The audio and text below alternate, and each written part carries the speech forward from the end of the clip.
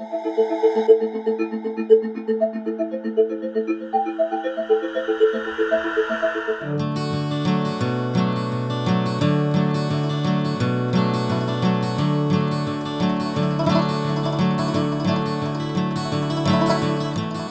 increasingly, if someone has a question or a complaint for a company, instead of emailing or phoning them, they're turning to that company on Facebook or Twitter as a much more convenient channel. People are using social as their kind of primary communication channel these days.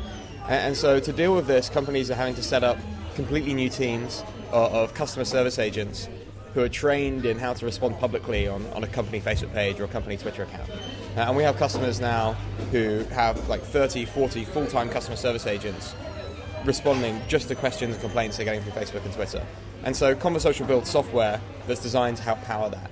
So it provides workflow, analytics, prioritization, designed for social customer service.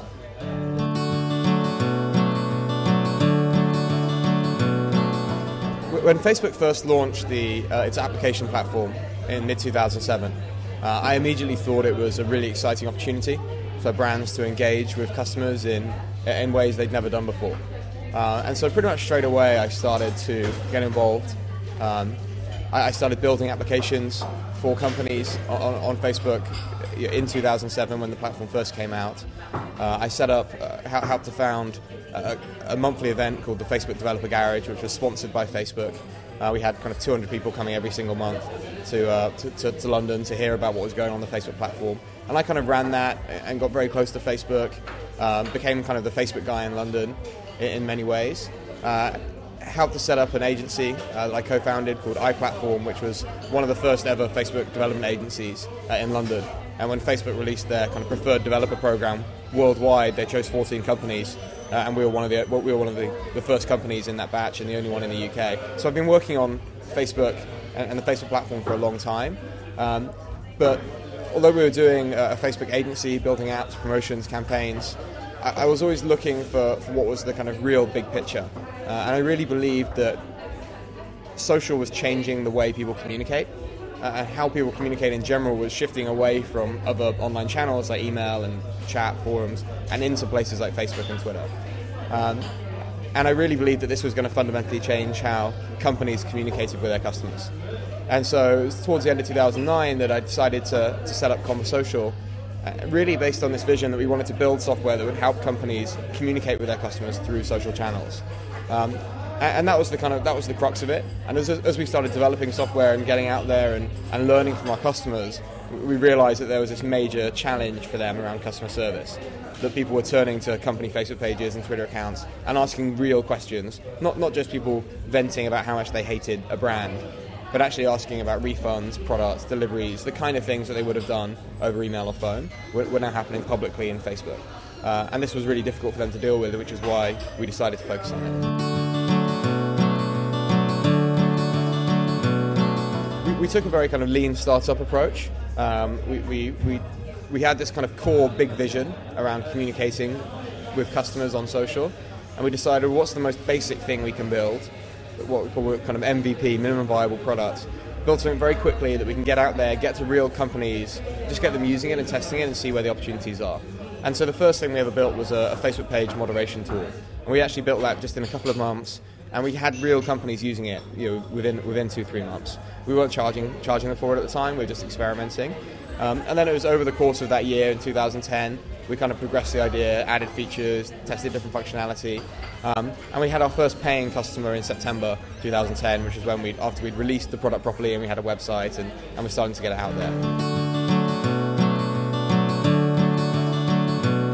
So we raised our first round of funding in June, I think it was May, June 2011. So by that time we'd already had live products, paying customers. It was an interesting experience. It was the first time I'd really raised proper external financing. Up to then, previous agency, I had a bit of friends and family funding, but we were essentially bootstrapped and profitable, and we used the money we made from the agency to invest in the first year and a half of Conversocial, build the team, get the product out. When we first started chatting to investors, actually towards the end of 2010, and we started going down the VC route. Didn't quite manage to do it at the end of 2010. learned a lot of valuable lessons about how investors worked and what stage the business needed to be at. And really, I realised that we'd need to have more paying customers and show more traction. Then, as after Christmas came into early 2011, we were picking up new customers all the time. We were starting to get more press, and investors started coming back to us. And so then I went out again to the VCs, but by then I had more contacts and knew how they worked a lot better. And that time, the process was much more straightforward. And over a period of a couple of months, we found a VC who gave us the best deal and negotiated term sheets, and it was all pretty smooth sailing.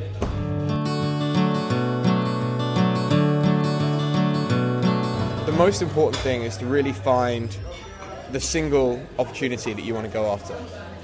The only way any kind of company can really succeed is to focus.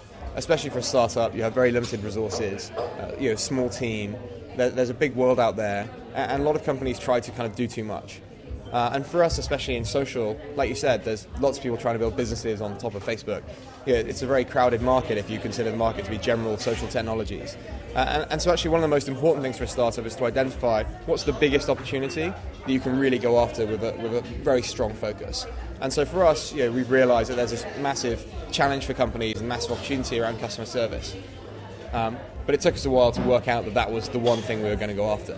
So we started off with this general vision around communication. We then gradually got to marketing and customer service, and over the next year and a half we actually realised that actually customer service was the single biggest thing that we needed to go after. And it took us quite a while of talking to customers and having different customers and experimenting before we got there.